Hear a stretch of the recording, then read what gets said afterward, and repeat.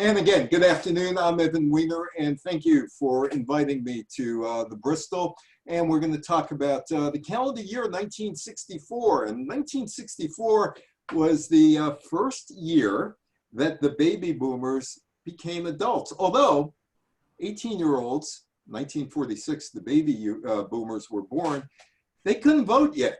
They were adults. They could go to Vietnam, but they couldn't do simple things like voting yet. That wouldn't happen until 1972. But for 18-year-olds, these people would be able to vote in 1967. 18-year-olds voted for the first time in 1972. Anyway, let's take a look at some of the more prominent people, baby boomers, born in 1964. That would be Donald Trump, born in 1946. George W. Bush, born in 1946, and Bill Clinton, born in 1946. Three first-year baby boomers at 18 in 1964 who became president of the United States. The Civil Rights Act in 1964 outlawed discrimination based on race, color, religion, sex, or national origin. It prohibited unequal application of voter registration requirements and racial segregation in schools, employment, and public accommodations.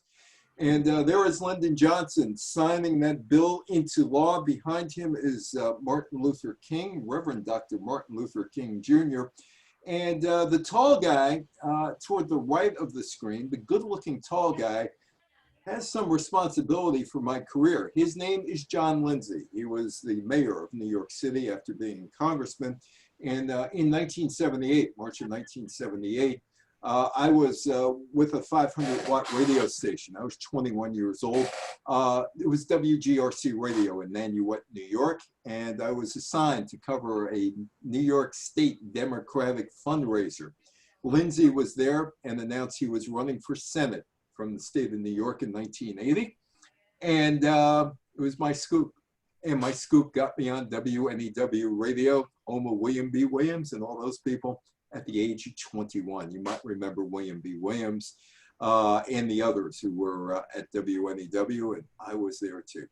On August 7th, 1964, a month after the Civil Rights Act was passed, Congress passed a resolution, the Gulf of Tonkin Resolution, which authorized President Lyndon Johnson to take any measures he believed were necessary to retaliate and to promote the maintenance of international peace and security in Southeast Asia. And there is Lyndon Johnson after committing the troops, the men and some women. There were women who went to Vietnam. The women were in support roles, nurses, secretary. The men did the fighting, but there were women there. And there was a woman a few years ago, and I was doing a talk in 1968, and she said, "You keep referring to the troops as the boys in Vietnam." She said, "You're wrong." And I said, "Why?" And she said, "Because there were women there." And I said, "You're right. You're absolutely right. There were women there." So men and women in Vietnam. The summer, riots in New York, Harlem, Philadelphia, Chicago, Jersey City, and other places throughout the United States. That is Harlem, scene of a riot in the summer of 1964. And that's Rochester, New York, scene of another riot. Well, was it a riot? Was it an insurrection?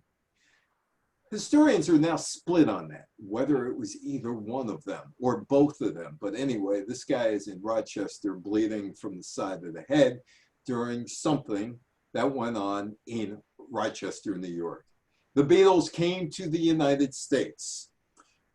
Cassius Clay became the heavyweight champion of the world. Fidel Castro is still in Cuba. No, he's been in Cuba almost 5 years now after the Cubans, he toppled Batista. He's still a problem for the United States, a communist country 90 miles away. Nikita Khrushchev, here with a hen. He's still the head of the Soviet Union until October. Cyprus, independence from Britain in 1960, saw a rising tension between the island's Turkish Cypriots and the Greek Cypriots. And those communities were clashing by 1964. Rival paramilitary factions. And there's one of the rival paramilitary factions, The New York World's Fair started, and I'm sure some of you actually were at the New York's World's Fair, as I was back in 1964 and 1965. Meanwhile, the Civil Rights Act of 1964. That ended segregation in public places, banned employment, discrimination on the basis of race, color, religion, sex, national origin. But oddly enough, women were still discriminated against, even though a Civil Rights Act was passed. This took a long, long, long time to get there. In fact, it took 99 years to get to this point in the United States. And there is Lyndon Johnson handing his pen, or one of his pens, to Martin Luther King Jr. Following the Civil War, which ended, and that ended in 1865, a trio of constitutional amendments abolished slavery, made the former slave citizens, and gave all men, not women, all men. Women are let out of all of these constitutional amendments, the right to vote regardless of race. And here, somebody's plotting somewhere in this cartoon about what's going on after the Civil War, and they're all discussing, how do you do voting? How do you do this? How do you do that? Many states use poll taxes, literacy taxes, and other measures to keep their African-American citizens essentially disenfranchised. They also enforce strict segregation through Jim Crow laws. There was no Jim Crow, but Jim Crow laws, and condoned violence from white supremacist groups like the Ku Klux Klan. Hey, you want to go vote? Hey, if you're African-American, Negro, colored, black man, you have to pay. If you're a black woman, black Negro, black African-American, black colored, you ain't gonna vote. You can't vote. The Civil Rights Act of 1875 is notable as the last major piece of legislation related to the Reconstruction that was passed by Congress during the Reconstruction era, which goes from about 1865 to 1875. Some of the acts include the Civil Rights Act of 1866, 4 Reconstruction Acts of 1867, 1868, 3 Enforcement Acts of 1870 and 1871, and 3 constitutional amendments adopted between 1865 and 1870. Ulysses S. Grant was President of the United States between 1869 and 1877 when this was all going down. But the election of 1876 is a rather interesting election in that possibly the guy who won the election never became president because of a backroom deal. The Compromise of 1877 resolved the disputed 1876 presidential election between the Democratic candidate, Samuel Tilden, and the Republican candidate, Rutherford B. Hayes. The Democrats, who were in control of the South and did not want federal interference in the South, cut a deal. We'll let you have Rutherford B. Hayes as the President of the United States, you Republicans, but this is what we want. We want you, the Republicans, to agree to the withdrawal of federal troops in the South and granting home rule in the South. Hayes became president, and he did withdraw the federal troops from Louisiana and South Carolina, and that marked a major turning point in American political history, effectively ending the Reconstruction era and issuing in the system of Jim Crow. There is Rutherford B. Hayes, a disputed president. Could they have been president? They could have worked it out, but they did work it out. You could be president, you give up control in the South with federal troops. That's what happened. The Compromise of 1876 ended the Reconstruction era. Southern Democrats' promises to protect civil rights and political rights of blacks were not kept, and the end of federal interference in Southern affairs led to widespread disenfranchise of black voters. Money to vote? Not long ago, citizens in some states in the South had to pay a fee to vote in the national election. This fee was called a poll tax. On January 23rd, 1964, the United States ratified the 24th Amendment to the Constitution, prohibiting any poll tax in elections for federal officials. In 1863, the real end of the Reconstruction and the problems really start in the South, because the Supreme Court ruled in the civil rights cases that the Public Accommodations Act of the various civil rights cases were unconstitutional, saying Congress was not afforded control over private persons or corporations under the Equal Protection Clause, which meant there were no equal rights in the South. Colored entrance. You saw signs like that. You want to get in the building? You could use that, colored entrance. White colored women. Bathrooms that way. White men, colored men that way, the bathrooms. That was a colored water fountain. Couldn't mix the races, even taking a drink of water. The presence of segregation and the absence of democracy. Jim Crow must go. The demonstrators in the 1950s into the 60s. Brown versus Board of Education of Topeka was a landmark 1954 Supreme Court case in which the justices ruled unanimously that racial segregation of children in public schools was unconstitutional. That is the Little Rock Nine. 9 students going to high school in Little Rock, Arkansas, September 4th, 1957. First day of classes at Central High, Arkansas. The governor was Orville Favis, and he called in the Arkansas National Guard to block the black students' entry into the high school. Later that month, the president, Dwight Eisenhower, sent in federal troops to escort the Little Rock Nine into the school. It drew national attention to the civil rights movement. Some, not that much. There's Eisenhower talking about civil rights. Civil Rights Act of 1957 was passed. Protection of voting rights set out in the 15th Amendment of the United States Constitution. The Civil Rights Division in the Department of Justice empowering federal prosecutors to obtain court injunctions against interference with the right to vote. Civil Rights Commission within the executive branch with the authority to investigate discriminatory conditions and to recommend corrective measures. The purpose of the bill was to increase the number of registered black voters in the South, since only 20% were registered, with lower numbers in communities in the Deep South. And there is Eisenhower signing the bill into law. Federal inspectors of local voter registration polls by appointed referees to oversee Southern elections and ensure that African Americans were permitted to vote. Penalties for anyone who obstructed someone's attempt to register to vote or vote. Extended the life of the Civil Rights Commission, which was previously limited to 2 years. The commission would oversee voter registration and practices. Prosecution for interfering with court orders regarding school desegregation. And there is John F. Kennedy.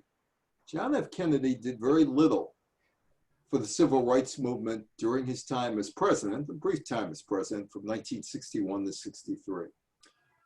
James Meredith in 1962 did get into the University of Mississippi with federal assistance. Kennedy did in 1961 desegregate the interstate busing system, which allowed blacks from other parts of the country to go to the South to demonstrate in the South using buses to get there. On June 11, 1963, Kennedy sought legislation giving all Americans the right to be served in facilities which are open to the public: hotels, restaurants, theaters, retail stores, similar establishments, as well as greater protection for the right to vote.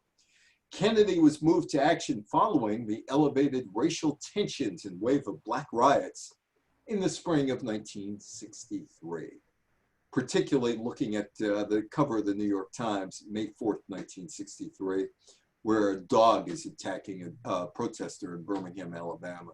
Again, Johnson signing legislation into law, Civil Rights Act. Civil Rights Act of 1964 barred unequal application of voter registration requirements, outlawed discrimination based on race, color, religion, or national origin. in hotels, motels, restaurants, theaters, and all other public accommodations.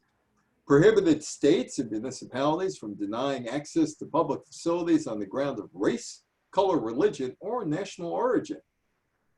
Funny thing there, they didn't talk about sex. Women were still discriminated against. Encouraged desegregation of public schools and authorized the U.S. Attorney General to file lawsuits enforcing the act, expanded the Civil Rights Commission established by the Civil Rights Act of 1957, prevented discrimination by government agencies that received federal funds. And here are the 6 titles of the Civil Rights Act: voting rights, public accommodations, desegregation of public facilities, of public education, Commission on Civil Rights, non-discrimination in federally assisted programs. Dr. Martin Luther King in 1964 won the Nobel Peace Prize. In 1964, he says of the Civil Rights Act, nothing less than a second emancipation. But despite the Civil Rights Act, this was still going on.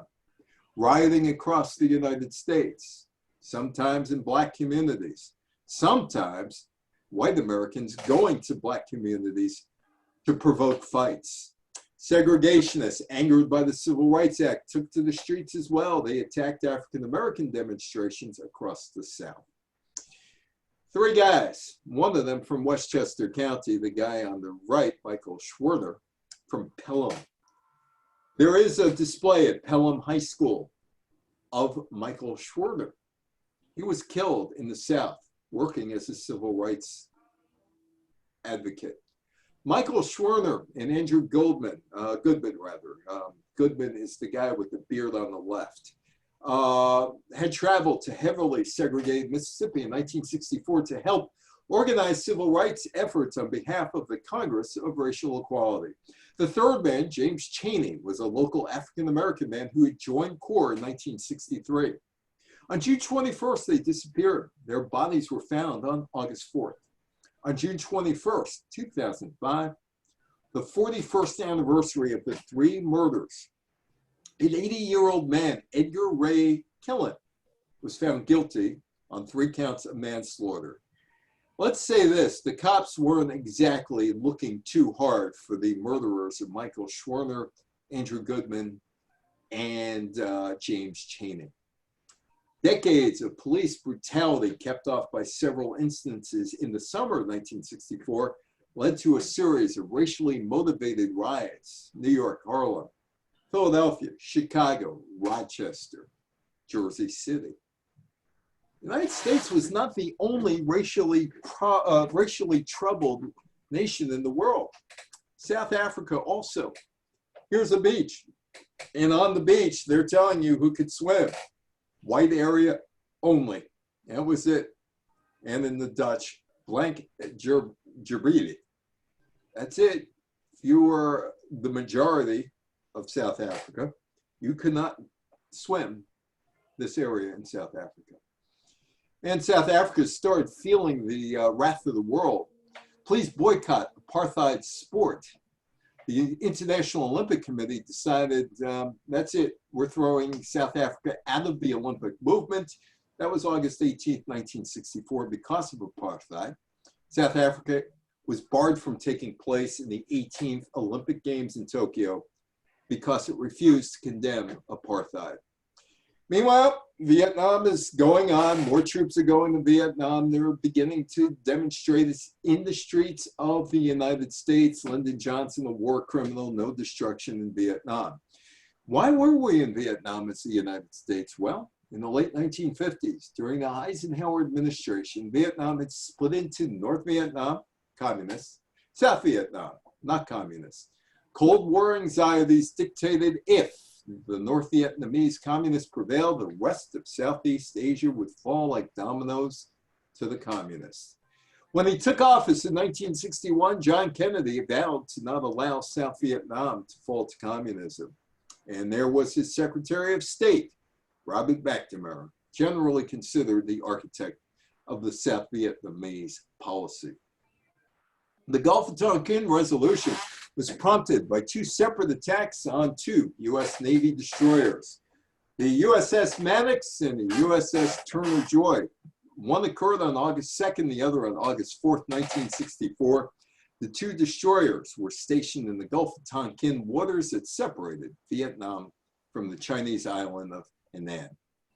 The Gulf of Tonkin resolution gave Lyndon Johnson whatever he needed to start the war in Vietnam.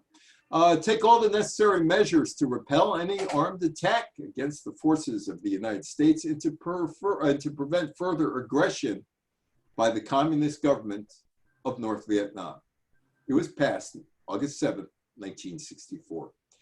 According to the U.S. Navy, both the Maddox and Turner Joy reported being fired upon by North Vietnamese patrol boats.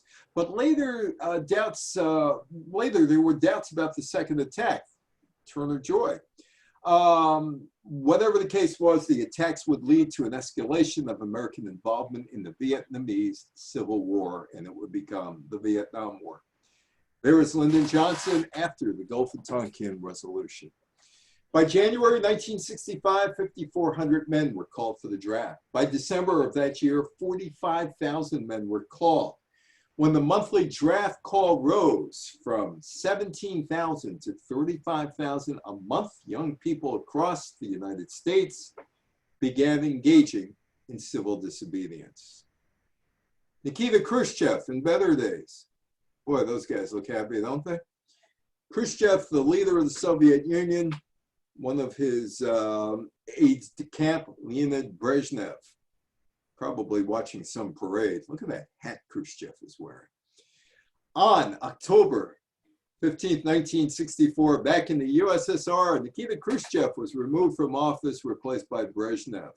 Nikita Khrushchev and John Kennedy crossed swords in 1962 with the Cuban Missile Crisis. Khrushchev, of course, was supporting Fidel Castro, the communist dictator of Cuba, who came to power in 1959 and immediately aligned himself with Khrushchev.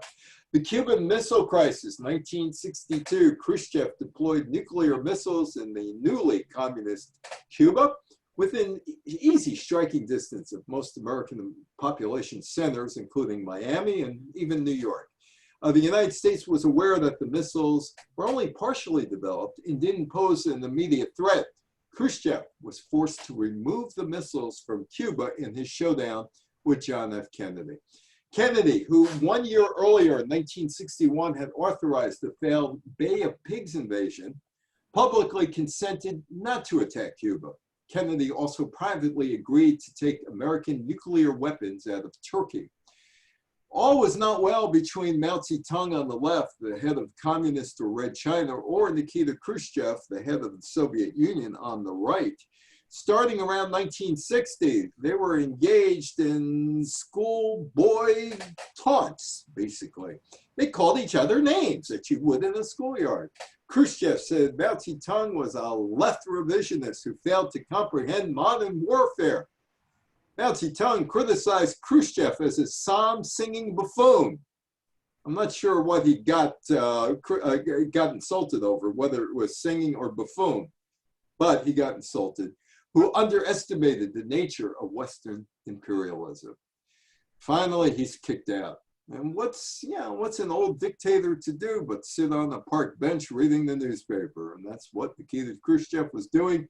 He was sitting on a park bench reading a newspaper. The breaks with China and food shortages in the Soviet Union eroded Khrushchev's legacy in the eyes of other high-ranking Soviet officials who were bothered by what they said was his erratic tendency to undercut their authority. Hey, he went to Disneyland, have fun. He looks like a joy, doesn't he? He's replaced by Brezhnev, the man who takes over the takeover in the Kremlin, according to Life magazine.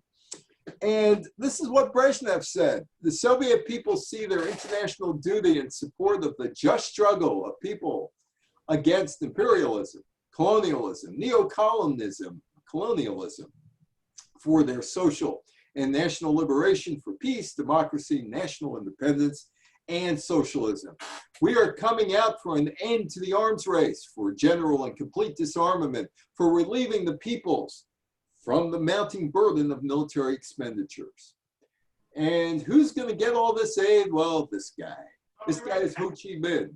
And Ho Chi Minh is the leader of North Vietnam. And North Vietnam is in a war with the United States. And Brezhnev decides he could use Vietnam in a proxy war against the United States. So on November 17th, 1964, barely a month after Khrushchev is gone, the Cold War heats up again. The Soviet Politburo decides to send increased support to North Vietnam. This aid included aircraft, radar, artillery, air defense systems, small arms, ammunition, food, and medical supplies. And that is Cyprus. Got another problem in the world.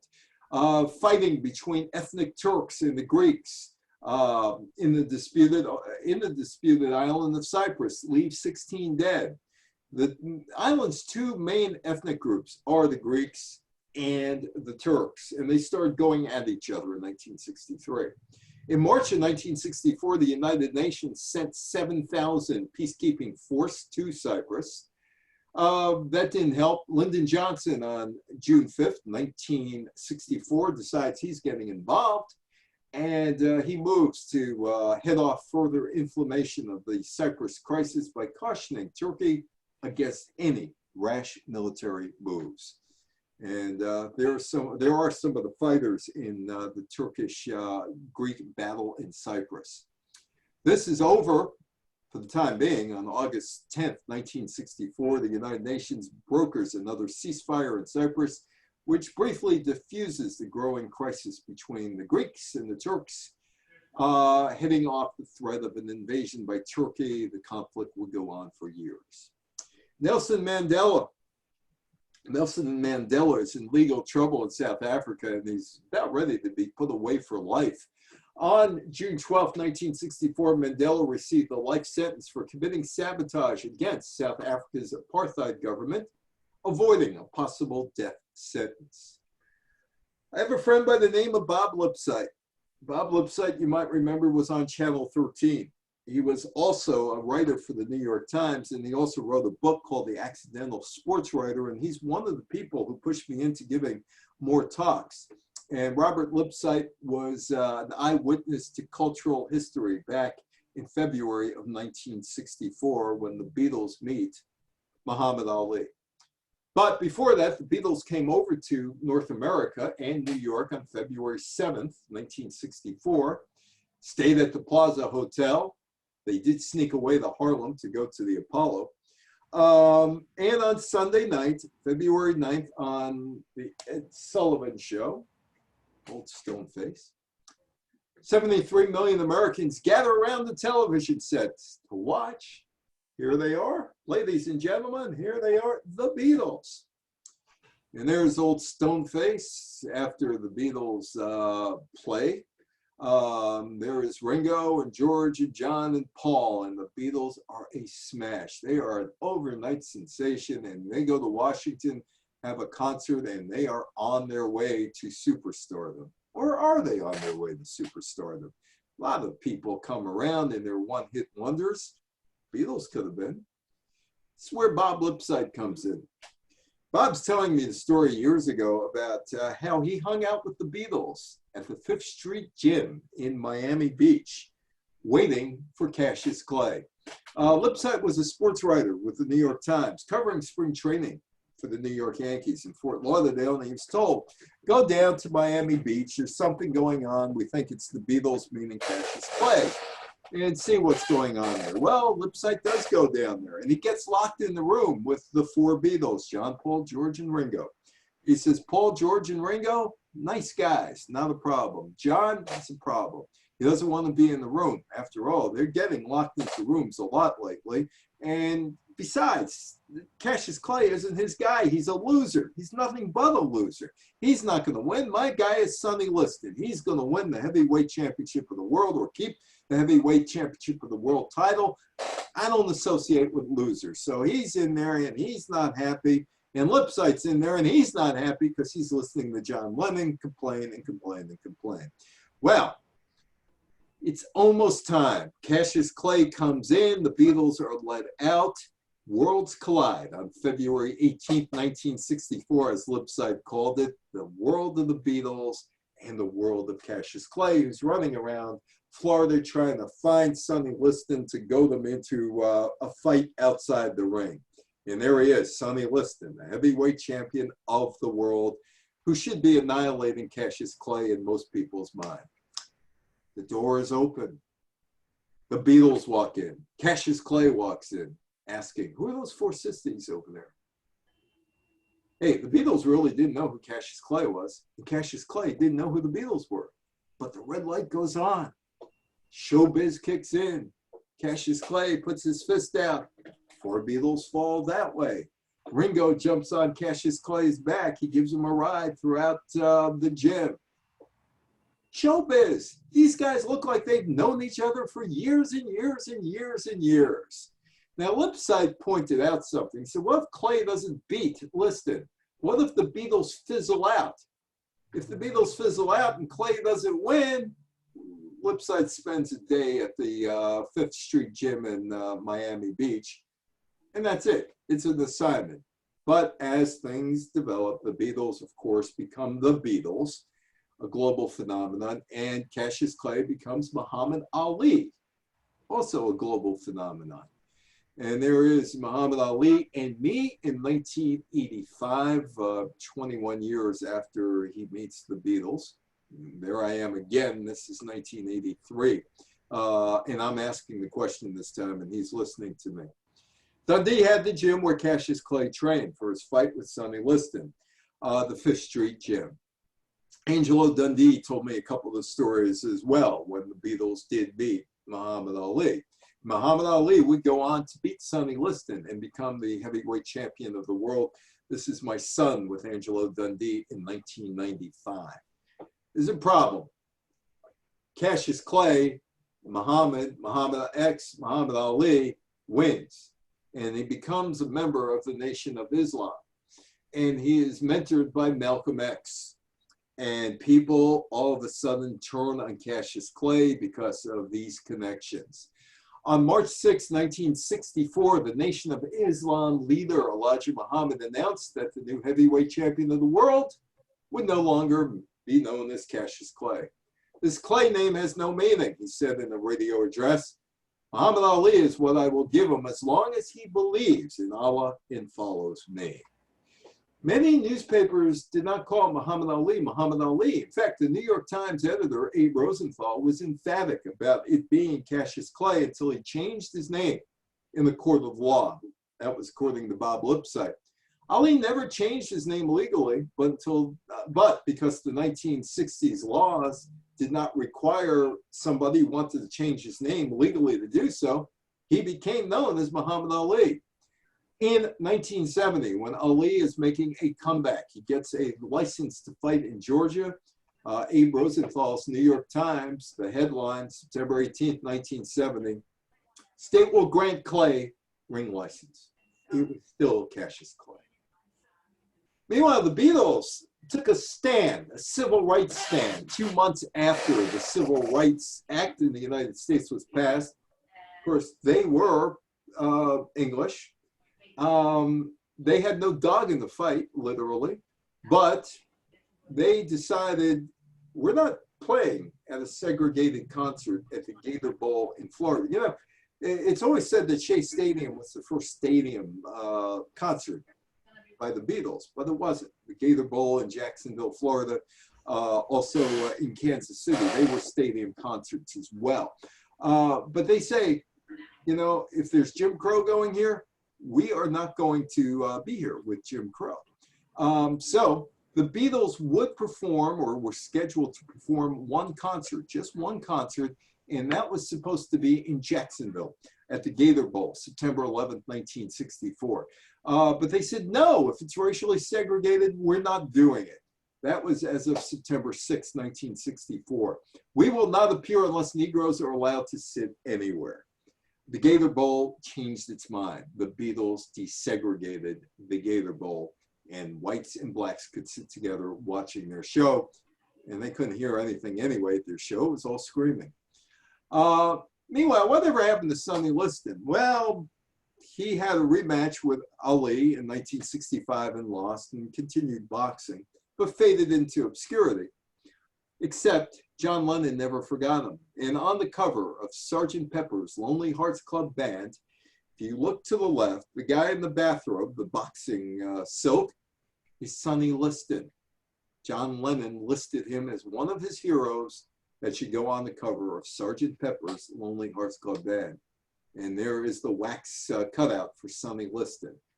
But what about the Beatles and Ali? What about the Beatles and Ali? Well, it's kind of interesting. Paul McCartney was quoting Ali, or trying to be Ali, when he was on tour in 1976. And John Lennon actually wrote a song based on Muhammad Ali for what should be the Beatles' last real session in 1973 for Ringo Starr's song, I'm the Greatest. Ali's catchphrase, I'm the greatest, or GOAT, GOAT, greatest of all time. Now, Lennon all of a sudden is quoting Ali because he's writing the song, but he can't write it about him because, you know, it looks kind of stupid that Lennon writes, I'm the greatest, but he could give it to Ringo Starr. And he uses Ali's catchphrase, I'm the greatest, and they do the song. Now, this picture is from Jimmy Carter's inaugural in 1977. So obviously, John Lennon never gave up on Muhammad Ali. They're at the inaugural ball for Jimmy Carter, and there's Lennon with Yoko Ono and Ali. And I have no idea what they're talking about, but they are together in 1977. So obviously, John Lennon did not give up on Cassius Clay Muhammad Ali after he won the championship. New York World's Fair, that's me a couple of years ago with my wife under the Unisphere, which was rebuilt a number of years ago and is still on the grounds of Flushing Meadow. Peace Through Understanding, 650 acres over in Flushing Meadow. The pavilions, the public spaces, displays from exhibitors around the world, that's where they were. Countries, cities, corporations, private groups set up shop. They displayed their ideas and accomplishments to more than 50 million visitors, including Lyndon Johnson, who was there at the World's Fair. There is the Unisphere, the original Unisphere. The new Unisphere has been rebuilt and renovated. At the end of the first session, the World's Fair was on the verge of bankruptcy. The organizers used advanced sales, money from 1965 to pay off the debt in 1964. They thought there would be 70 million people there in 1964. There were 50 million, probably because so many people snuck in, hopping the fence by the Grand Central Parkway, right there. All you had to do is climb a hill, hop the fence, you were in. And they didn't watch it, but people got in. Despite the financial troubles, Robert Moses's World's Fair wasn't an official World's Fair because the World's Fair Committee never said it was an official fair. They had one in Seattle in '62 and Montreal in '67. It was not supposed to be a fair in between. Robert Moses didn't care. Of course, Robert Moses didn't care about much. He did whatever he wanted to do. And that's the New York State Pavilion, which has been painted, that is still lays around there. It needs work, but they haven't knocked it down. And there's Abe Lincoln. Mr. Lincoln speaks. And Walt Disney was very impressed with this. Walt Disney had a free reign at the World's Fair. He's trying to develop Disney World, and he's thinking of bringing things to Disneyland. And he's got the run of the World's Fair. He could take whatever he wants. And he takes this. Well, sort of takes this. He takes Mr. Lincoln, and he takes the rest of the presidents, and they put together an exhibit with all the presidents speaking about something. And that was Mr. Lincoln. And that's how the Presidential Hall of Fame at the Disney property started at the New York World's Fair. So did It's a Small World, created for the 1964-65 World's Fair by Walt Disney, sponsored by the United Nations Children Fund, or UNICEF. The attraction was a huge hit for 2 years at the fair. My daughter, when she was 2.5 years old, hated it at Disney World. She thought she tried to jump out of one of the little ships. The New York World's Fair one was packed up and sent to Disneyland Park in Anaheim, California, and others were built for Disney World and other properties. It ended life in 1965 in New York and began life in 1966 out in Anaheim, like the Brooklyn Dodgers. They went from Brooklyn to LA, and this one from Queens to Anaheim. And we kind of ended here in Anchorage, Alaska. There is a big earthquake in Anchorage, Alaska. I remember watching this on TV. I was up. I was a TV news addict when I was 7 years old. I wasn't quite 8 yet. The Great Alaska Earthquake, 5:36 in the evening, Alaska time, 10:36 in New York. I remember watching it. The shaking lasted for more than 6 minutes. Actually, it was 11:36. 11:36, not 10:36. Anyway, the shaking lasted for more than 4 minutes, launching several deadly tsunamis, triggering killer landslides. It was the biggest earthquake in United States history. The Warren Commission. The Warren Commission was supposed to officially put to bed all the conspiracy theories of who killed John F. Kennedy. Was it 2 people? Was a guy next to the Texas School Book Depository building? Was Lee Harvey Oswald on his own? And this was supposed to put an end to it because Lyndon Johnson wanted the Warren Commission, led by the Supreme Court Justice Earl Warren. Also on that committee, Congressman Gerald Ford, who would eventually be president, and a lawyer from Philadelphia by the name of Arlen Specter, among others on the committee. On September 24th, 1964, the Warren Commission had a report, presented it to Lyndon Johnson. It was released to the public on September 27th, 1964. The report concluded that the gunman, Lee Harvey Oswald, acted alone with an unknown motive in assassinating President John F. Kennedy, and that Jack Rubenstein, who owned strip clubs in Dallas, who found himself somehow in the Dallas police station where Oswald was and shot him, acted alone in his murder of the suspect Oswald. Jack Ruby decided that he needed to even it up for John Kennedy. People have doubted the report for the last 56 years. 57 years since Kennedy was killed on November 22nd, 1963. But it stands. And now, as time goes by, there are less and less people who are very interested in what happened. I was in Dallas 20 years ago, in the year 2000. And I was there with my son and my wife. And we went to Dealey Plaza.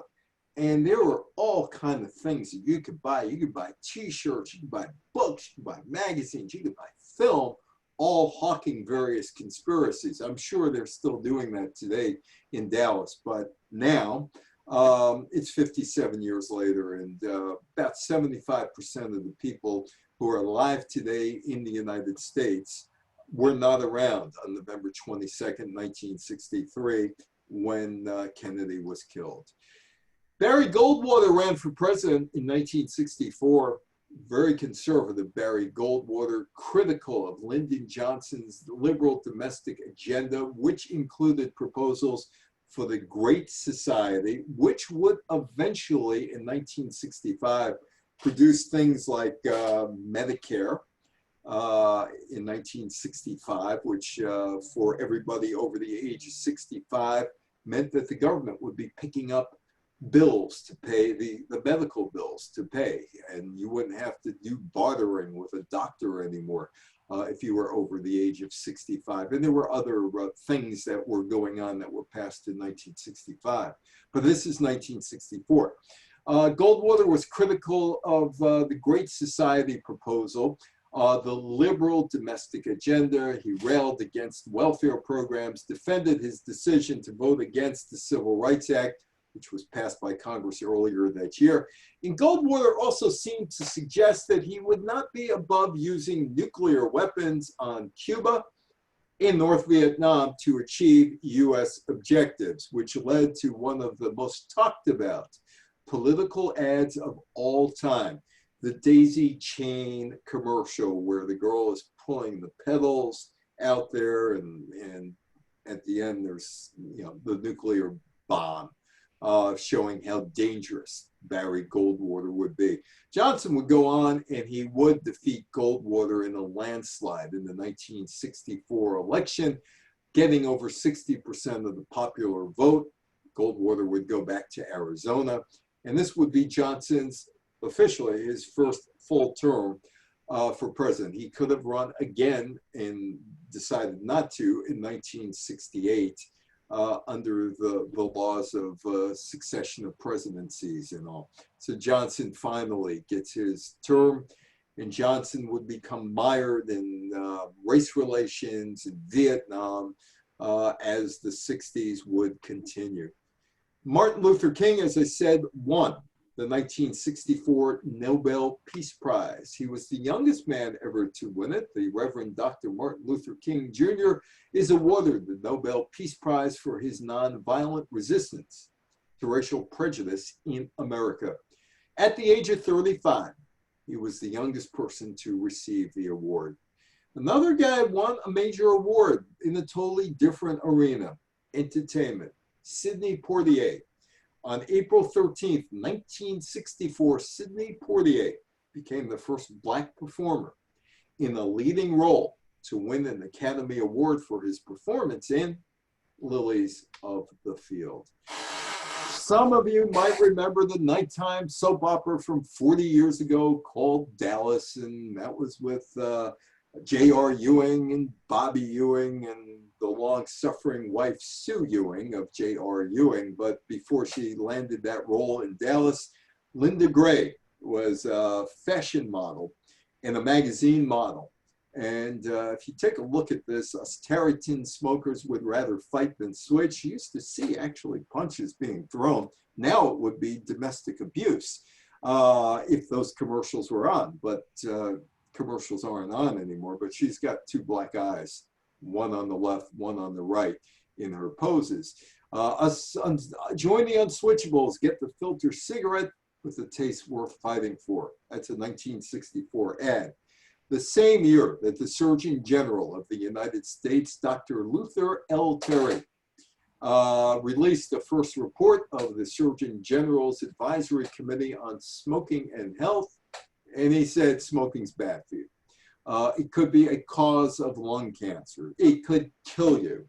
A probable cause of lung cancer in women, and the most important cause of chronic bronchitis. It would be another 5 years before cigarette commercials were taken off of radio and TV. They were never taken out of magazines. There were still cigarette ads in magazines, and this 56 years ago, smoking is bad for you. And we will leave you with this. That was the week that was. I love that show. Started when I was 7, ended when I was 9. It was a satirical show. It was the grandfather of Laugh-In and the Smothers Brothers and Saturday Night Live. Well, actually, the father of those shows. And the grandfather of the Daily Show today, or the Colbert Report, back with Comedy Central. That is Nancy Ames. She was the TW3 girl. That was the week that was. The best of satirical review, broadcast on NBC television between January 10th, 1964 and May 4th, 1965. Some of the people on the show, David Frost was the host. He would fly in from England, where he was also the host of the BBC show. Nancy Ames, Henry Morgan, a guy named Woody Allen. Ever hear of Woody Allen? Steve Allen. Aloha mother, hello father, here I am at Camp Granada. Alan Sherman. Buck Henry, who with Mel Brooks would come up with the idea of Get Smart. Dick Knoll, Elliott Reed, the songs of Tom Lehrer, Pat England, Phyllis Newman, Bob Dishy, Mort Saul, who had a ticker tape machine in his house so he could follow the news. He would love the internet today. Jerry Damon announcing. That was the week that was. Satirical show. There are some shows up on YouTube, and it was really cutting. It was really biting the show. It was even worse in England. Graham Chapman and John Cleese, who would become part of Monty Python in 1969, were two of the writers on the show. The BBC version of the show received many complaints. Lord Alderton, the vice chairman of the Conservative Party, wrote to the BBC Director General Hugh Green that Frost had a hatred of the Prime Minister, which he finds impossible to control. The program also attracted complaints from the Boy Scout Association about an item questioning the sexuality of its founder, Lloyd Baton Powell.